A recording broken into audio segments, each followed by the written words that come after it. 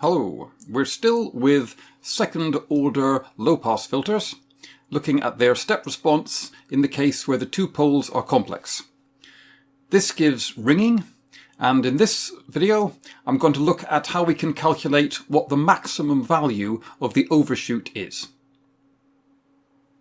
Once again, everything starts from this equation. What we want for a maximum value is a turning point. A point where the gradient of the step response is 0. And we can work out turning points by the usual method of differentiating the expression with respect to time in this case and setting that equal to 0. And in this case, differentiating this expression would give P0 P1 e to the P1 of t over P1 minus P0 plus P0 P1 e to the P0 t over P0 minus P1. And if that is going to be equal to 0, then we must have that P0 P1 e to the P1 t over P1 minus P0 equals P0 P1 e to the P0 t over P1 minus P0. Now, everything cancels out, except for the fact that we've got e to the P1t here and e to the P0t here. So for a turning point, we need e P0t equals e P1t. And you might look at that and think, well, therefore t must be 0, because that's the only time when e to the P0t would equal e to the P1t. But it's not quite true in the case of complex poles. If I've got complex poles, and I can write them as before, as minus a plus jb and minus a minus jb, then this expression, substituting in, becomes e to the minus at e to the jb equals e to the minus at e to the minus jb. Those terms cancel. Euler's equation, however, I've forgotten the t's, sorry. Euler's equation, however, tells us that this is cosine b of t plus j sine b of t, and this is cosine b of t minus j sine b of t. The cosines cancel, but these two terms would give me sine b of t equals 0. And that happens whenever b times t is 0 or pi or 2 pi or in fact any integer multiple of pi. Now our maximum overshoot is going to happen here at the first turning point after t equals 0.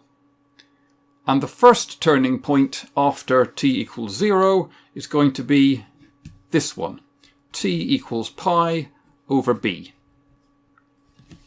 And now we know when our first turning point occurs, we can just substitute this back into this expression here and work out what the magnitude of that initial overshoot is.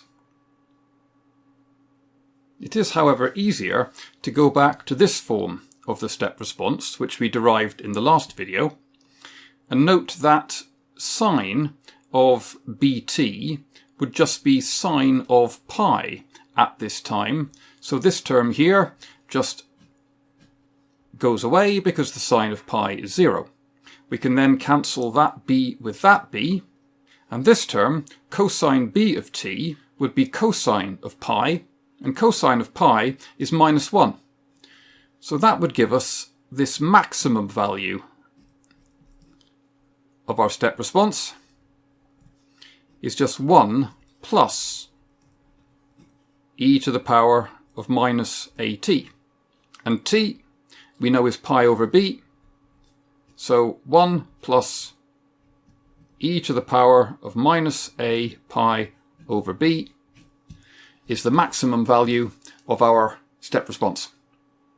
Once again, we can go back and find how to express a and b in terms of the resonant frequency and the Q factor, and finally end up with this expression here.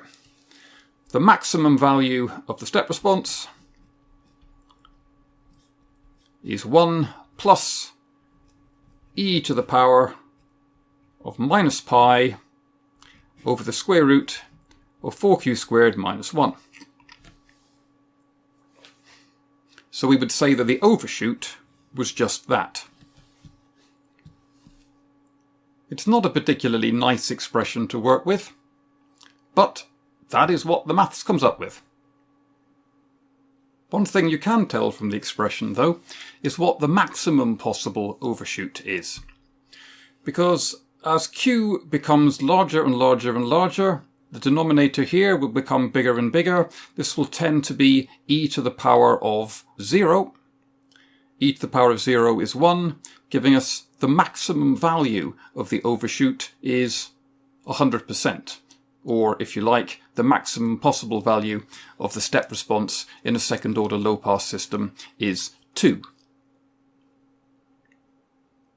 At this point, it might be worth doing a quick reminder of how you can easily go from the A and B terms that I've been using, the real and imaginary parts of the poles, back to the resonant frequency and the Q factor.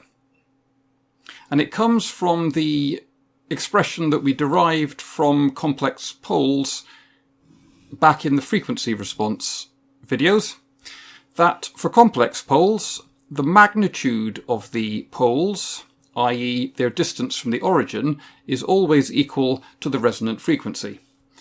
And this angle here, theta, is given by the arc cosine of 1 over 2q. In other words, the cosine of theta is 1 over 2q. Now that means that this real part of the pole here, what I've been calling A, is just A equals omega naught times cosine theta. That's just omega naught over 2q. And B, that's the imaginary part, I can then get from Pythagoras' equation. B would be this distance here. This is A.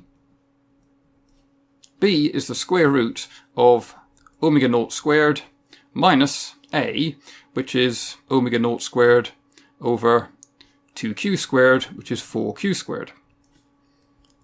So B would be omega naught over 2q times the square root of 4q squared minus 1, which means that A over B is omega naught over 2q over omega naught over 2q times the square root of 4q squared minus 1, which is just 1 over the square root of 4q squared minus 1. In fact, as you see, working out the A and B that I've used here in terms of the resonant frequency and the Q factor isn't that hard. That's all I want to say about complex poles for now. Next, I want to move on to the rather annoying special case of Q equals a half, when we have two coincident poles.